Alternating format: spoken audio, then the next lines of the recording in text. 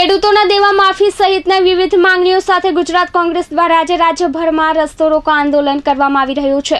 ત્યારે અમદાવાદ જિલ્લાના સાણંદ અને દેત્રોજમાં કોંગ્રેસનું રસ્તા રોકો આંદોલન કરી વિરોધ પ્રદર્શન કર્યું હતું।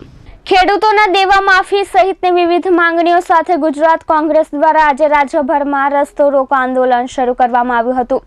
રાજ્યના જુદા જુદા હાઈવે પર ઠેક ઠેકાણે કોંગ્રેસી કાર્યકરોએ ચક્કાજામ કરી દેતા વાહન વ્યવહાર ખોરવાઈ ગયો હતો। ત્યારે અમદાવાદ જિલ્લાના સાણંદ ખાતે પણ કોંગ્રેસીઓએ રસ્તા રોકો આંદોલન કર્યું હતું। સાણંદ ખાતે આવેલા નળ સરોવર 3 રસ્તા પર કોંગ્રેસે વિરોધ પ્રદર્શન કરી વાહનો રોકી દીધા હતા અને સાણંદ હાઈવે પર ચક્કાજામ કરી ભાજપ તેરી તાનાશાહી નહીં ચલેગીના નારા લગાવી વિરોધ નોંધાવ્યો હતો। કોંગ્રેસીઓ દ્વારા વાહનો રોકી વિરોધ કરાતા વાહન વ્યવહાર ખોરવાઈ જવા પામ્યો છે। પોલીસે ઘટના સ્થળે પહોંચી વિરોધ કરી રહેલા અમદાવાદ જિલ્લાના ઉપપ્રમુખ સહિતના 50થી વધુ કાર્યકરોની અટકાયત કરી હતી।